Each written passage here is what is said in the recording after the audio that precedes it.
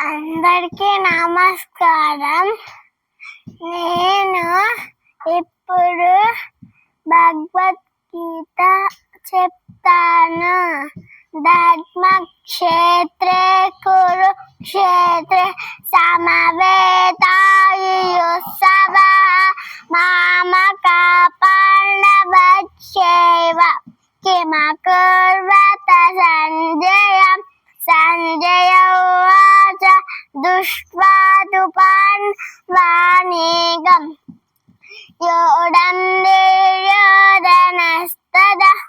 ఆచార్యముపసంగమ్య రాజా వచనమబ్రవీత్ పశ్చైతాం పాండుపుత్రాణం ఆచార్యమహతిం చమూం యూఢం ద్రుపదపుత్రేణ తవ శిష్యేణ ధీమతా